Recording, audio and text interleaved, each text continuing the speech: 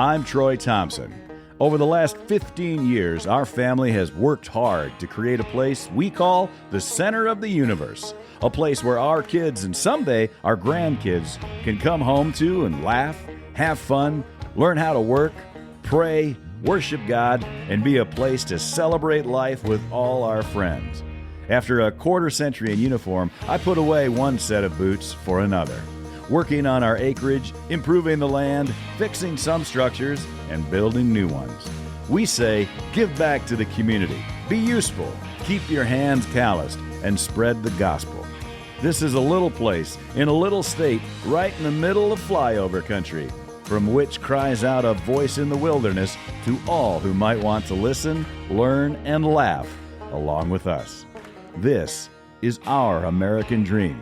Hello, friends and neighbors, and welcome to Sunnyside. It's post-Thanksgiving. It's a Monday. It's snowing here at Sunnyside. So wherever it is that you happen to be hearing this, Godspeed and welcome to the program. It is beginning of winter and the beginning of Advent. Thanksgiving is over. And of course, last week we talked about the first Thanksgiving and kind of gave you some insight into that. I hope you had a great Thanksgiving. I know we certainly did. It's great to give thanks to God for all of the things that that we're benefited with from His largesse, and that includes the things that we may not recognize as good things, or maybe they're things that we just don't like at all, or even maybe understand why we have to endure them. Whatever it happens to be, we should give thanks to God for everything, and I hope that that's what you did with your family this past Thanksgiving. Thanksgiving always seems like such a long holiday. I think it's my favorite holiday. I think it's Thanksgiving and then the 4th of July, those two secular holidays, and obviously Christmas and Easter on the Christian calendar. But I really do love Thanksgiving, and I'm not going to talk too much about it because we did that last week. I just hope that your Thanksgiving was as good as ours. I always think that Thursday is a Saturday for some reason, and that Friday then is a Sunday, and it just seems kind of a weird long weekend in that regard. But we had a lot of fun. The kids all came home, and we got to meet our son Tanner's new girlfriend. I don't know, she's new to us, so they've been seeing each other for a while, and she's just a great gal named Kate.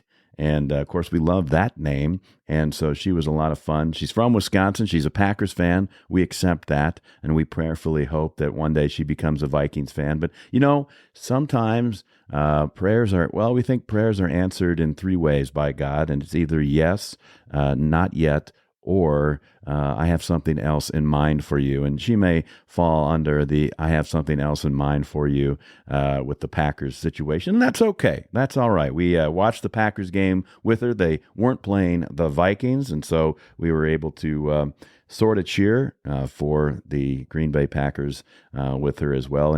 And we just had a great weekend, lots of family. My daughter-in-law, Miranda's folks stopped by. They weren't here on Thanksgiving, but they came by on Friday and spent the weekend with us as well. And it's always great to see them. And so it's just been a fun time. We went to the historic Surf Ballroom on Friday night and saw a group called the Pork Tornadoes. The Pork Tornadoes.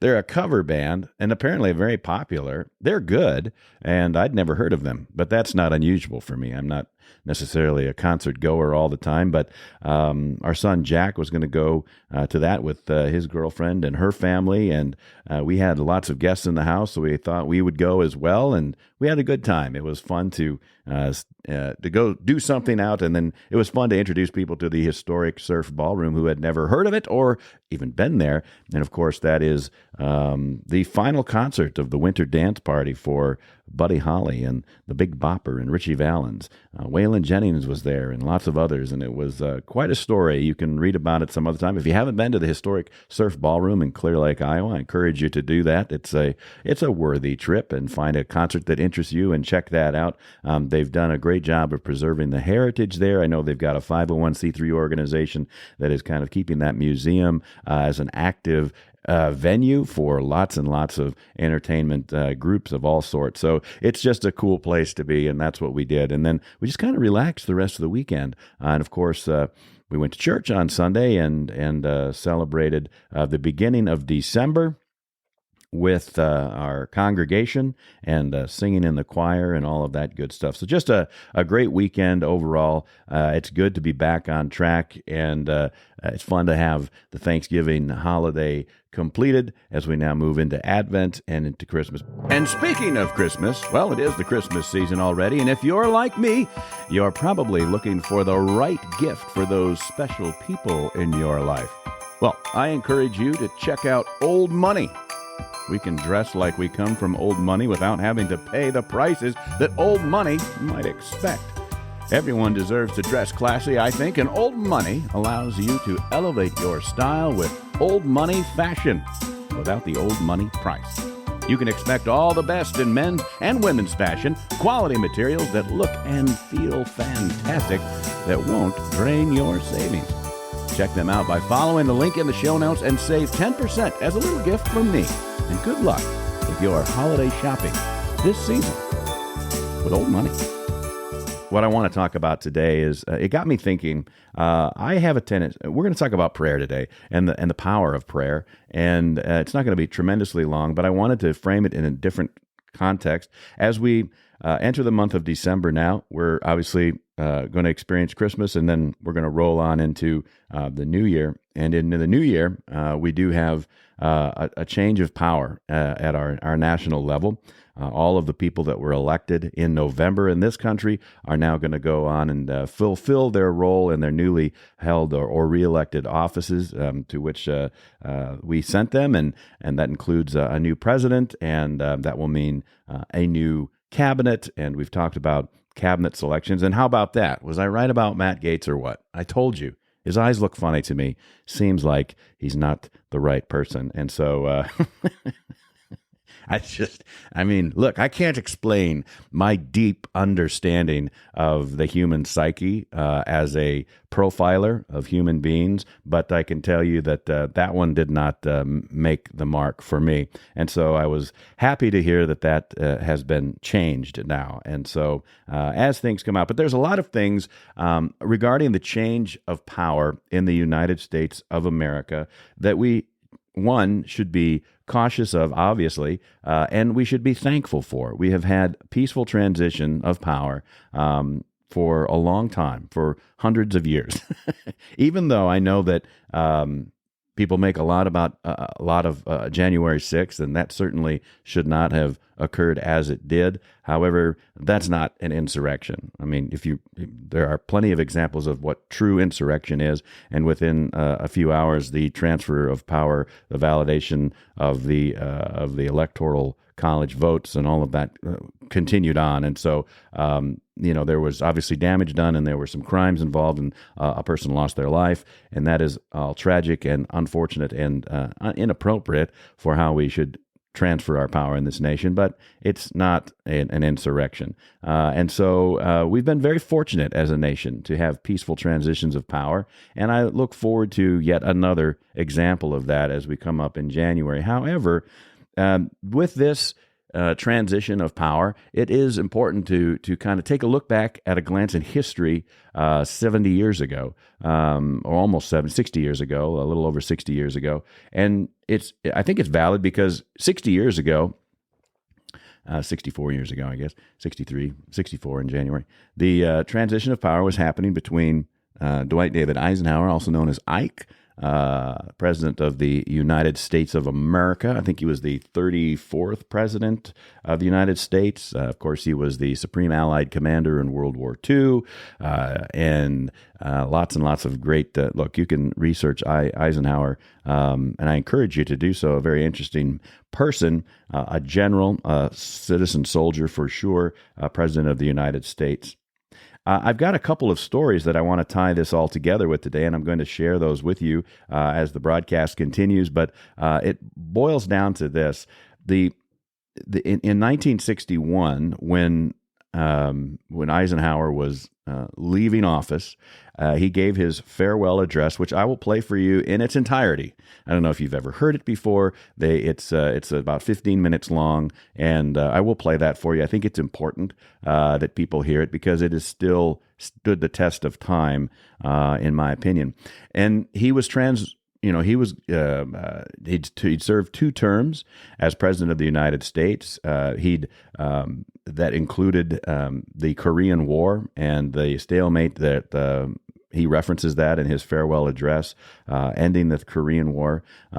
He did send advisors to Vietnam at the end of his 2nd term, and that, of course, led us into Vietnam as the war as we know it, and that happened under the Kennedy and Johnson and Nixon administrations as well. Nixon was, of course, Eisenhower's vice president, and Eisenhower didn't reference Vietnam as a war in this century. He talks about 3 wars in this century, or 4 wars in the century, of which the United States was involved in 3 of them. And I think that he was talking about the Japanese-Russo war at the very beginning of the century, between 1900 and 1905, in that range.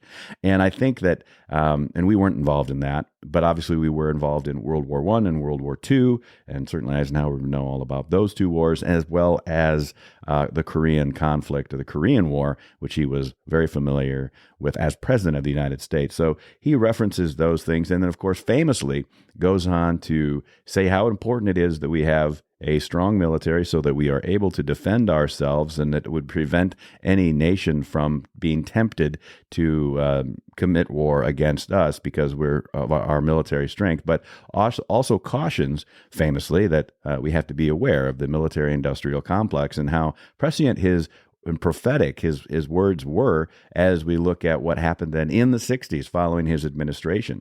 That war machine and those military industrial interests and the interests in, I would say, technology, or in the secret state, or the intelligence community. All of those things started to play significantly diabolical roles in administrations that followed Eisenhower. And he warned us that was something that we need to be cautious of. But what President Eisenhower also did is that he constantly, and this is something that we just don't hear, and I'm so sad about it, in that he constantly referred to God. And he ends his farewell address in 1961 really with a prayer, which I think is well worth hearing in today's world as well. I wish that we would reference God from the power of the seat of power in Washington, D.C. and around the rest of the world on a regular basis, and submit to the power of God and the realization that anyone who is holding any type of power, elected or otherwise, has been put in that place by God. That doesn't mean that they have God's best intentions in their heart, but that God has a purpose for them to be there. And so we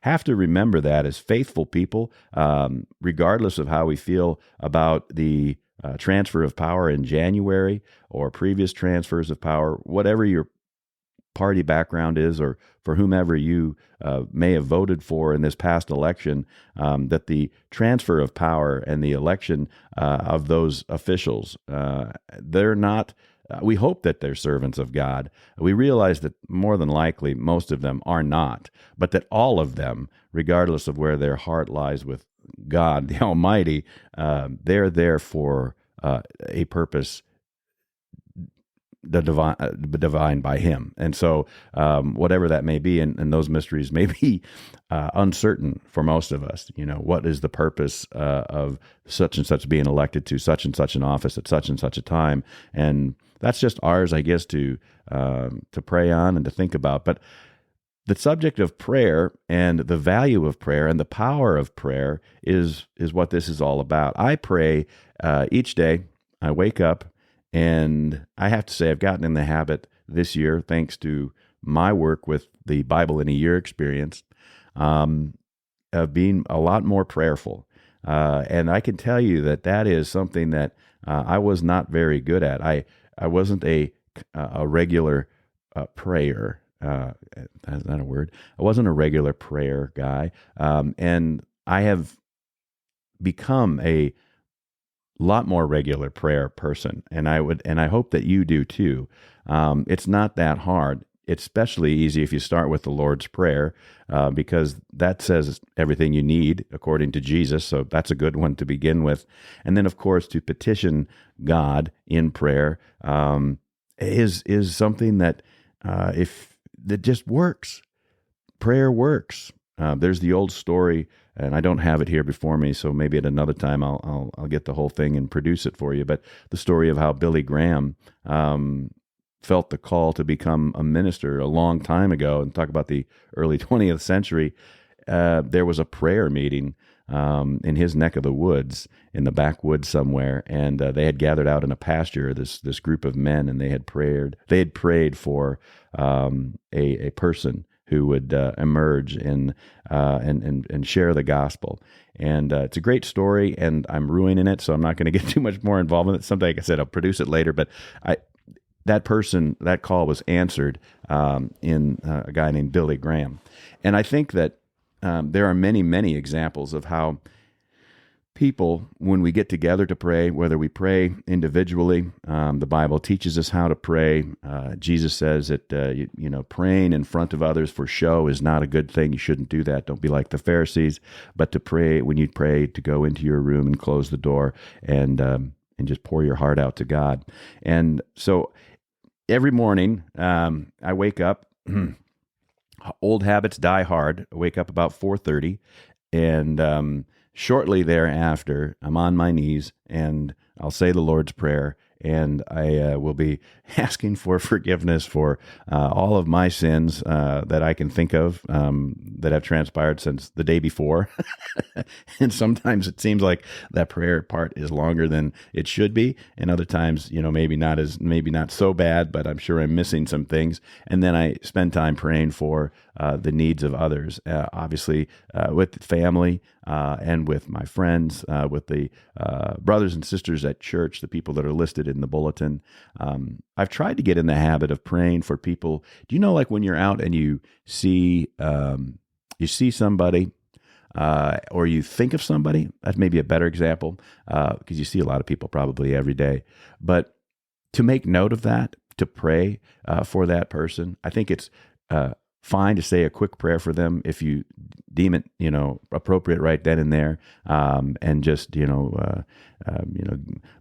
pray that, God has his hand on that person, whatever it may be that they're dealing with, that you might witness, or to make note of it and make it a part of your daily prayer, I think is a good thing too. But I was thinking, like, sometimes how people pop into your head just randomly, and just you don't know why. You just, your brain is doing whatever your brain does, and maybe you're daydreaming or whatever, or something reminds you of someone that you haven't heard from for a long time, or haven't seen for a long time, or whatever it might be. Or maybe it's somebody that's famous, and you don't know that person at all, just other than from their fame, and you can see that maybe something's going on in their life, because the press does like to report on all of the tawdry things that happened in famous people's lives. And I wonder if we just take that as an opportunity, as we're moved maybe perhaps by the Holy Spirit, to think of others and to pray for others. And so a name crosses your mind, or you're scrolling through Facebook or something like that, and you see somebody you haven't seen in a long time, and maybe just make a note and add them to your prayer list. And or you see somebody famous and they're going through something, and they add that person.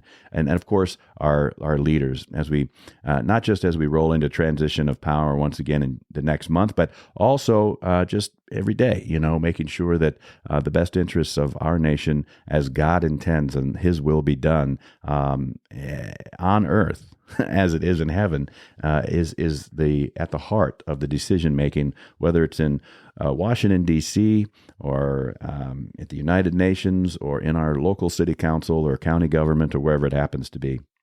I do believe in the power of prayer, and I hope you do as well. I want to share with you a story from 1956, actually. and it's from a book, and it's about Eisenhower. And this chapter is called "Prayer for the President." This is written. It's a book called "Three Churches and a Model T," and this was my maternal grandmother's book, and it's written by a pastor named Philip Jerome Cleveland. And it's just kind of his short stories of life as a minister in the northeast part of the United States. And so I'm going to share this because I think it shows the power of prayer. And it doesn't matter where it comes from, that you can pray for our leaders, that you can encourage them, and that you can feel, when you feel compelled to pray, that you ought to do that, because that could be the Holy Spirit working in you to lend your prayer and petition to God for our leaders. And so I'll just read this. It comes from it happened in 1956. So at this time, President Eisenhower had completed his first, I guess it would be, he'd been president for 4 years, so he had his first term completed, and it was in that time frame where they're selecting presidents. And back then it was a little different how we do. Now it seems like a foregone conclusion who is going to be the president of the United States, and they were still encouraging President Eisenhower to run again, and we'd already established that you can't run more than 2 terms. So, but he had also, just prior to this, like a year prior to this, had experienced in his first term a heart attack, and that was terrible for the people in the United States at that time, and kind of scary for the world. The Korean War had come to a conclusion to some degree, and but the Cold War was well underway. And all of this was happening, and then this happens. Films of President Eisenhower made just before his heart attack are dramatic evidence of the suddenness of the illness that shocked the nation. The president had never looked better, according to the friends who golfed with him at Denver. Nearing the end of his work and play vacation, he seemed rested, refreshed, and in unusually good spirits. Stricken at the Lafayette Street home of Mrs. Eisenhower's mother, the president was helped into a car in the early morning, rushed along this street to the Fitzsimmons Army Hospital, and placed in an oxygen tent in an 8th-floor suite. Meanwhile, leaving Washington Airport for Denver were Press Secretary James Haggerty and Colonel Thomas Mattingly, a heart specialist from Walter Reed Army Hospital. A shocked country waited tensely. In the Denver church where he worshiped, in churches and synagogues all across the nation, Americans of many faiths and many creeds joined in one common prayer, a speedy and full recovery for their president. Though the seizure itself was not severe, the danger of complications weighed on the hearts and minds of the people. Leading the churchgoers in Washington was Vice President Nixon, facing grave new burdens in the fateful days ahead, solemnly pledging to carry on Ike's policies. Summoned to the hospital, a famed Boston heart specialist, Dr. Paul Dudley White, declared that prospects were reasonably good for the president's complete recovery. Also arriving was the president's son, John, who came to comfort his mother, staying in a room across the hall from his father's suite. A long vigil as America waits and prays and hopes. Wouldn't it be great if that's how we got our news today? Just like that. Just kind of that's how we do it, and they just in and out, and you're done for the day. Maybe you get a news flash 2 or 3 times a day, and that's all you need to know. Maybe that would be better for us than 24-hour news cycle and the opinions of the talking heads on television.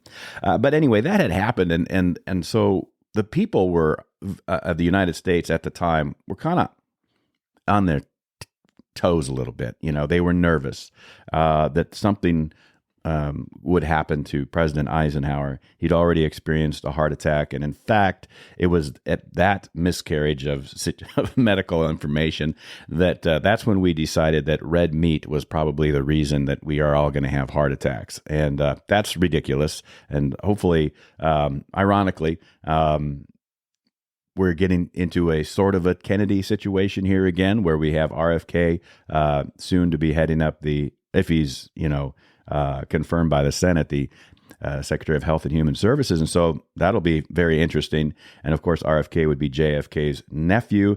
And JFK was the president who was taking power and taking office following Eisenhower in 1961. But before we get to that, 1956, Eisenhower has had a heart attack. And so people are constantly aware and praying for their officials, including President Eisenhower, for their health. And so this is how it starts.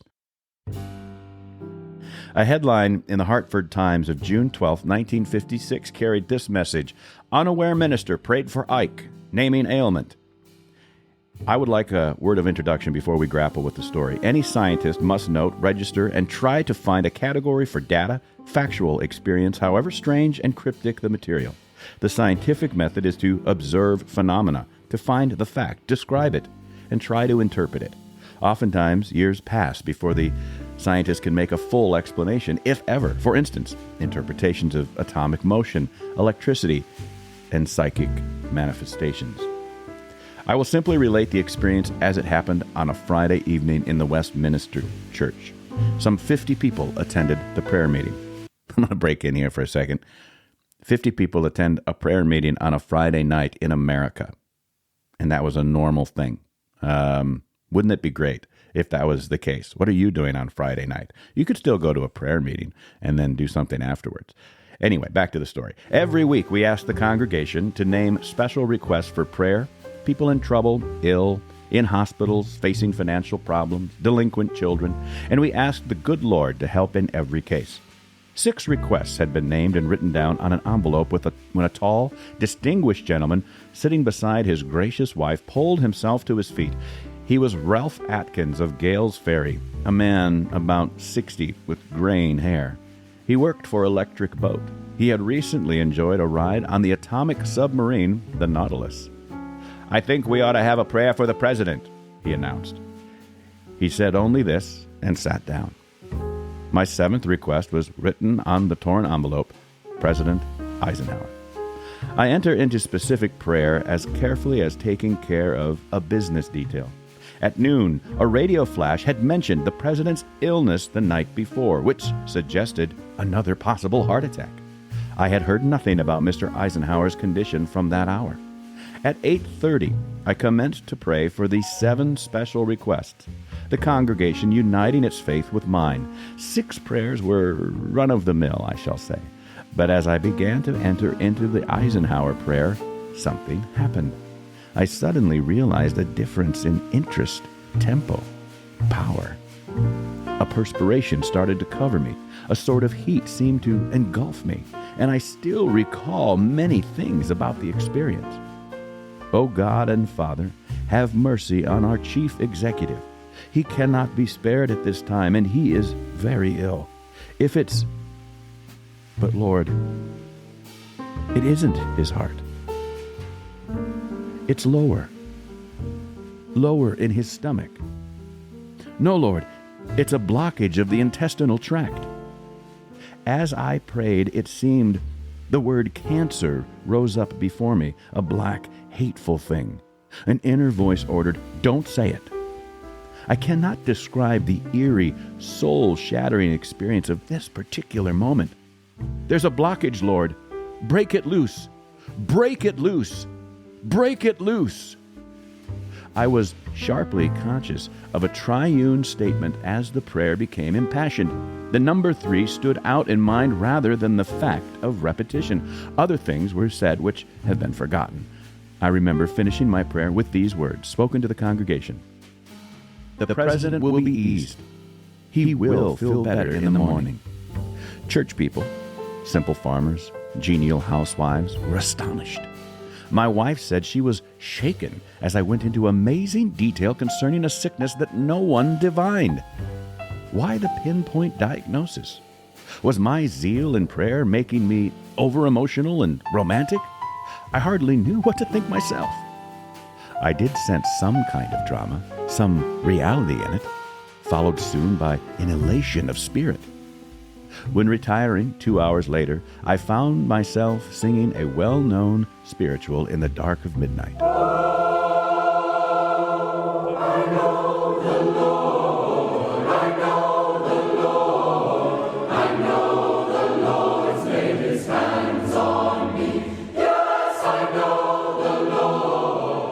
know the Lord. I know the Lord.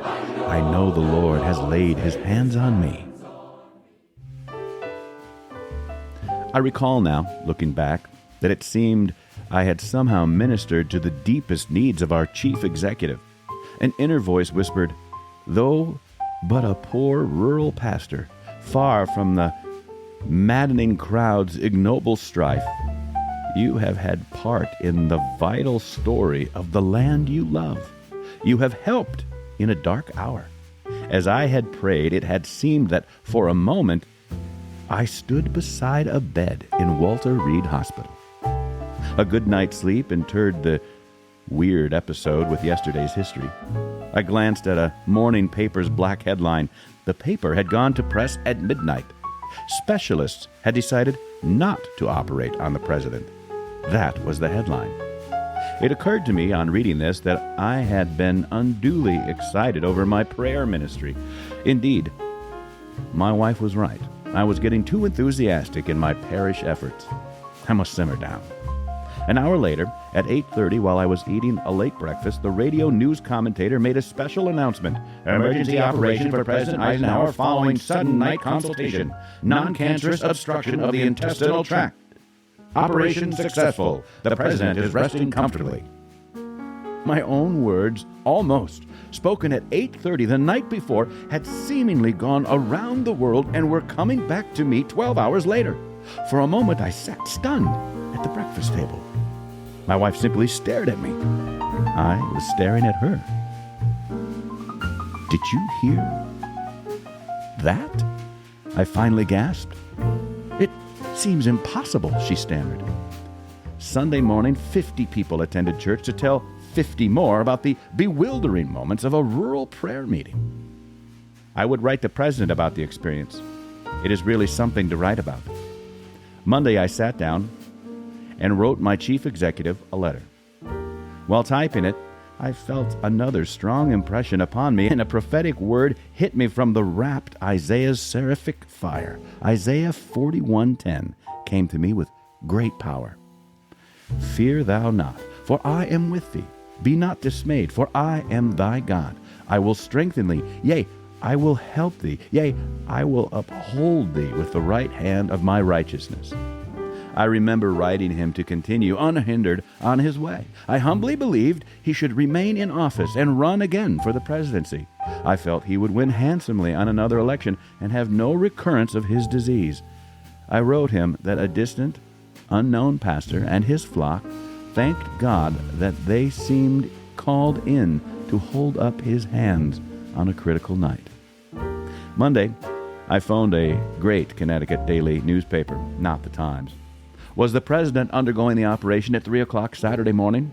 The triune phrase in the prayer seemed to indicate the number 3. The editor could scarcely conceal his disgust. What would a country parson know about an operation? He said his dispatches hadn't divulged the hour of surgery. He hung up on me. How did a handful of simple folk in a distant, ancient church, built 6 years before the American Revolution, seem to get an advance flash on world-crucial news and know, hours before the wisest surgical science made a decision, the true facts of the case? Scientists think we preachers are crazy. I often say that even scientists have a long distance to travel yet. Did I receive an answer to my letter to Mr. Eisenhower? Indeed I did. Written on White House stationery, mailed from the Walter Reed Hospital. It carried a strong man's signature, a strong man even in convalescence.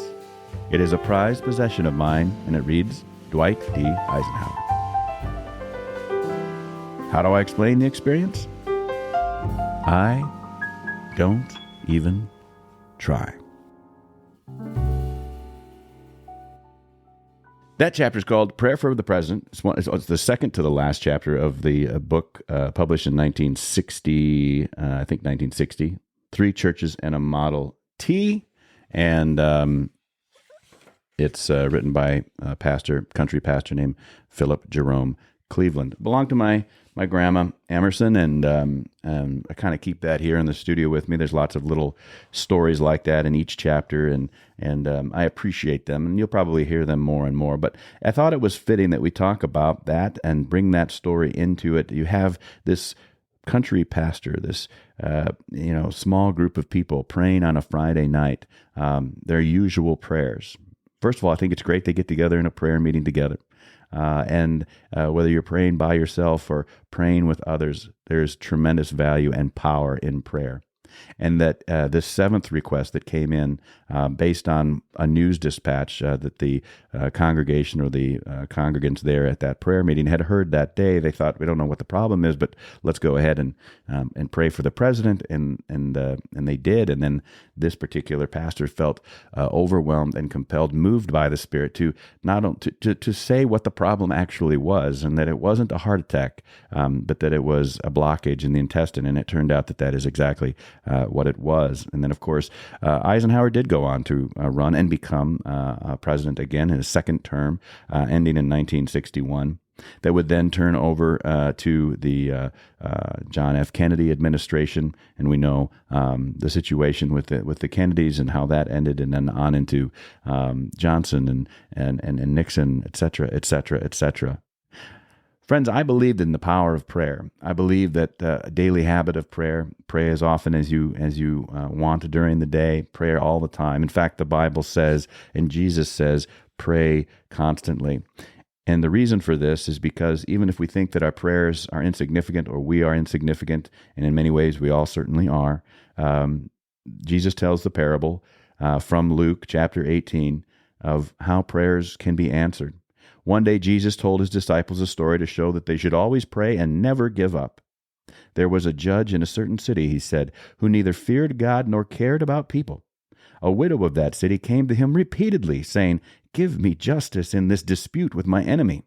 The judge ignored her for a while, but finally he said to himself, I don't fear God or care about people, but this woman is driving me crazy.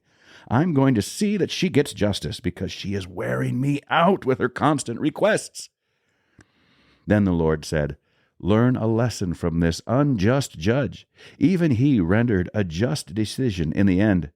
So don't you think God will surely give justice to his chosen people who cry out to him day and night? Will he keep putting them off? I tell you, he will grant justice to them quickly. But when the Son of Man returns, how many will he find on the earth who have faith?" Prayer is important. Jesus tells us to pray constantly, because even if an unjust judge will eventually honor the request of a petitioner who will not give up, so too will a just and fair and the most honorable God do that for the faithful. And Paul talks about it as well in Romans chapter 12. We'll just say 9 through 13. He says, "Don't just pretend to love others, really love them. Hate what is wrong, hold tightly to what is good, love each other with genuine affection, and take delight in honoring each other. Never be lazy, but work hard and serve the Lord enthusiastically." And here it is, "Rejoice in our confident hope. Be patient in trouble, and keep on praying. When God's people are in need, be ready to help them. Always be eager to practice hospitality." Keep on praying. Be patient and humble. Keep on praying is what Paul says in Romans. And then in Colossians, Paul says it again on chapter 4. "Devote yourselves to prayer with an alert mind and a thankful heart." And that's important because when we reference Eisenhower in his farewell address, that Colossians, I don't know if he was referencing this or not, but what I just read is Colossians chapter 4, verse 1. In his farewell address, President Eisenhower said in 1961, "Only an alert and knowledgeable citizenry can compel the proper meshing of the huge industrial and military machinery of defense, et cetera, et cetera." So only an alert and knowledgeable. You have to be alert. And Paul says it all the time. You can't be lazy. Faith takes work. Being disciplined takes work and effort, a constant effort, in fact. And you can pray and should pray, I think, for the fortitude and the willingness to work hard, to have the Holy Spirit guide you and to help you just follow through on making those daily prayers, those constant prayers and that constant petitioning. And they will be answered, like I said, in one of three ways. Yes, not yet, or I have something else in mind for you. And I think then I'll just, before we roll into this constant idea that prayers matter and wrapping it up with President Eisenhower's farewell address, we'll just go again once more to Paul into 1 Thessalonians this time. Always be joyful. This is chapter 5, verse 16 and 17 and 18. Always be joyful. Never stop praying. Be thankful in all circumstances, for this is God's will for you who belong to Christ. 1 Thessalonians chapter 5, verse 17, 3 words. Paul's final advice. That's not. That's the title of it. That's also 3 words. Paul's final advice is never stop praying. And I think that that's what it's all about, to have given thanks for Thanksgiving with your family and friends. I hope you said a prayer. I hope that you continue to pray every day. And I look forward to a transition of power, that as a nation of people who are praying, that whether it's an individual or a group of 10 or a group of 50 or thousands or millions of people, how wonderful would our world be if we were all just praying and pouring out our hearts to God, that we were asking for forgiveness, that we were petitioning for one another's welfare, well-being, the well-being of our nation, to be led in thy will be done on earth here as it is in heaven. And that is something that was reflected back in the day, back when politicians like Dwight David Eisenhower could end their farewell address to the nation. Good evening, my fellow Americans. 3 days from now, after half a century in the service of our country, I shall lay down the responsibilities of office as, in traditional and solemn ceremony, the authority of the presidency is vested in my successor. This evening, I come to you with a message of leave-taking and farewell, and to share a few final thoughts with you, my countrymen. Like every other citizen, I wish the new president and all who will labor with him Godspeed. I pray that the coming years will be blessed with peace and prosperity for all. Our people expect their president and the Congress to find essential agreement on issues of great moment, the wise resolution of which will better shape the future of the nation. My own relations with the Congress, which began on a remote and tenuous basis when, long ago, a member of the Senate appointed me to West Point, have since ranged to the intimate during the war and immediate post-war period, and finally to the mutually interdependent during these past 8 years. In this final relationship, the Congress and the administration have, on most vital issues, cooperated well to serve the nation good rather than mere partisanship, and so have assured that the business of the nation should go forward.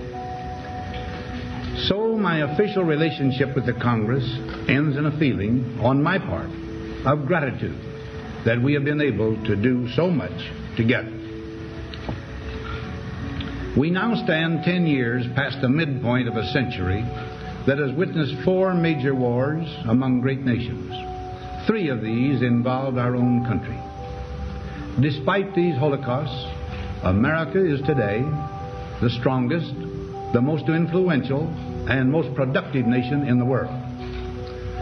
Understandably proud of this preeminence, we yet realize that America's leadership and prestige depend not merely upon our unmatched material progress, riches, and military strength, but on how we use our power in the interest of world peace and human betterment. Throughout America's adventure in free government, our basic purposes have been to keep the peace, to foster progress in human achievement, and to enhance liberty, dignity, and integrity among peoples and among nations. To strive for less would be unworthy of a free and religious people. Any failure traceable to arrogance or our lack of comprehension or readiness to sacrifice would inflict upon us grievous hurt, both at home and abroad. Progress toward these noble goals is persistently threatened by the conflict now engulfing the world. It commands our whole attention, absorbs our very beings. We face a hostile ideology, global in scope, atheistic in character, ruthless in purpose, and insidious in method. Unhappily, the danger it poses promises to be of indefinite duration. To meet it successfully, there is call for not so much the emotional and transitory sacrifices of crisis, but rather those which enable us to carry forward steadily, surely, and without complaint, the burdens of a prolonged and complex struggle with liberty, the stake. Only thus shall we remain, despite every provocation, on our charted course toward permanent peace and human betterment. Crises there will continue to be. In meeting them, whether foreign or domestic, great or small, there is a recurring temptation to feel that some spectacular and costly action could become the miraculous solution to all current difficulties. A huge increase in newer elements of our defenses, development of unrealistic programs to cure every ill in agriculture, a dramatic expansion in basic and applied research. These and many other possibilities, each possibly promising in itself, may be suggested as the only way to the road we wish to travel. But each proposal must be weighed in the light of a broader consideration, the need to maintain balance in and among national programs. Balance between the private and the public economy. Balance between the cost and hoped-for advantages. Balance between the clearly necessary and the comfortably desirable. Balance between our essential requirements as a nation and the duties imposed by the nation upon the individual. Balance between actions of the moment and the national welfare of the future. Good judgment seeks balance in progress. Lack of it eventually finds imbalance and frustration. The record of many decades stands as proof that our people and their government have, in the main, understood these truths and have responded to them well in the face of threat and stress. But threats, new in kind or degree, constantly arise. Of these I mention two only. A vital element in keeping the peace is our military establishment. Our arms must be mighty, ready for instant action, so that no potential aggressor may be tempted to risk his own destruction. Our military organization today bears little relation to that known of any of my predecessors in peacetime, or indeed by the fighting men of World War II or Korea. Until the latest of our world conflicts, the United States had no armaments industry. American makers of plowshares could, with time and as required, make swords as well. But we can no longer risk emergency improvisation of national defense. We have been compelled to create a permanent armaments industry of vast proportions. Added to this, 3.5 million men and women are directly engaged in the defense establishment. We annually spend on military security alone more than the net income of all United States corporations. Now, this conjunction of an immense military establishment and a large arms industry is new in the American experience. The total influence, economic, political, even spiritual, is felt in every city, every state house, every office of the federal government. We recognize the imperative need for this development. Yet we must not fail to comprehend its grave implications. Our toil, resources, and livelihood are all involved. So is the very structure of our society. In the councils of government, we must guard against the acquisition of unwarranted influence, whether sought or unsought, by the military-industrial complex. The potential for the disastrous rise of misplaced power exists and will persist.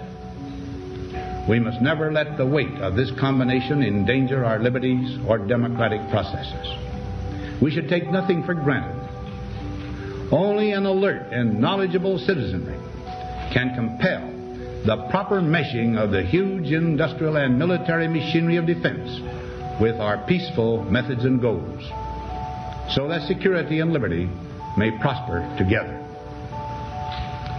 Akin to and largely responsible for the sweeping changes in our industrial military posture has been the technological revolution during recent decades. In this revolution, research has become central. It also becomes more formalized, complex, and costly. A steadily increasing share is conducted for, by, or at the direction of the federal government. Today, the solitary inventor, tinkering in his shop, has been overshadowed by task forces of scientists in laboratories and testing fields. In the same fashion, the free university, historically the fountainhead of free ideas and scientific discovery, has experienced a revolution in the conduct of research. Partly because of the huge costs involved, a government contract becomes virtually a substitute for intellectual curiosity. For every old blackboard, there are now hundreds of new electronic computers. The prospect of domination of the nation's scholars by federal employment, project allocations, and the power of money is ever present and is gravely to be regarded. Yet in holding scientific research and discovery in respect, as we should, we must also be alert to the equal and opposite danger that public policy could itself become the captive of a scientific, technological elite. It is the task of statesmanship to mold, to balance, and to integrate these and other forces, new and old, within the principles of our democratic system, ever aiming toward the supreme goals of our free society. Another factor in maintaining balance involves the element of time. As we peer into society's future, we, you and I, and our government must avoid the impulse to live only for today, plundering for our own ease and convenience the precious resources of tomorrow. We cannot mortgage the material assets of our grandchildren without risking the loss also of their political and spiritual heritage. We want democracy to survive for all generations to come, not to become the insolvent phantom of tomorrow. During the long lane of the history yet to be written, America knows that this world of ours, ever growing smaller, must avoid becoming a community of dreadful fear and hate, and be instead a proud confederation of mutual trust and respect. Such a confederation must be one of equals. The weakest must come to the conference table with the same competence as do we, protected as we are by our moral, economic, and military strength. That table, though scarred by many past frustrations, cannot be abandoned for the certainty agony of disarmament of the battlefield. Disarmament with mutual honor and confidence is a continuing imperative. Together we must learn how to compose differences, not with arms, but with intellect and decent purpose.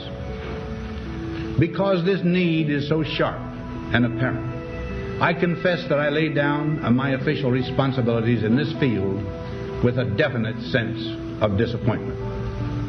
As one who has witnessed the horror and the lingering sadness of war, As one who knows that another war could utterly destroy this civilization, which has been so slowly and painfully built over thousands of years, I wish I could say tonight that a lasting peace is in sight. Happily, I can say that war has been avoided. Steady progress toward our ultimate goal has been made, but so much remains to be done. As a private citizen, I shall never cease to do what little I can to help the world advance along that road. So in this, my last good night to you as your president, I thank you for the many opportunities you have given me for public service in war and in peace. I trust in that service you find some things worthy. As for the rest of it, I know you will find ways to improve performance in the future. You and I, my fellow citizens, need to be strong in our faith that all nations under God will reach the goal of peace with justice. May we be ever unswerving in devotion to principle, confident but humble with power, diligent in pursuit of the nation's great goals. To all the peoples of the world, I once more give expression to America's prayerful and continuing aspiration. We pray that peoples of all faiths, all races, all nations may have their great human needs satisfied, that those now denied opportunity shall come to enjoy it to the full, that all who yearn for freedom may experience its spiritual blessings. Those who have freedom will understand also its heavy responsibility, that all who are insensitive to the needs of others will learn charity, and that the sources, scourges of poverty, disease, and ignorance will be made disappear from the earth, and that in the goodness of time all peoples will come to live together in a peace guaranteed by the binding force of mutual respect and love. Now, on Friday noon, I am to become a private citizen. I am proud to do so. I look forward to it. Thank you, and good night. That's how you want a president to leave office. That's how you want a president to lead. And I hope and pray that that is the farewell address, which is very prophetic, even in 1961, for what we're dealing with right now. I hope that in another 4 years, or even here in just in the next month, one president leaving to hand the reins over to another, that we ended that farewell address with a prayer. I want to thank all our friends and guests for stopping by for this episode of the Sunny Side of Life. All the Sunny Side of Life players who stopped by, creative support provided every day by my incredible wife Heidi and our fantastic 4 boys. Thanks to every one of our listeners. That means you. A big shout out to my brothers and sisters in uniform holding the line around the world. Share the word, folks. Let the people know what we're up to. Subscribe so you never miss an episode, and follow us on social media. All skits are written or adapted and directed by me, Troy Thompson, and are produced here at Sunnyside Farm Studios and delivered to all platforms by Buzzsprout. Music and sound effects are provided by Soundstripe. The Sunny Side of Life is a weekly production about our life on the family farmstead here in Iowa, the liberties we prize, and the pursuits which make us happy. Now, none of this is possible without Christ in our lives. For the Lord God is our sun and our shield. He gives us grace and glory. So may the Lord bless you and keep you, and may the sunny side of your life, liberty and pursuits, be in Christ, and made evident unto you each and every day, and give you peace.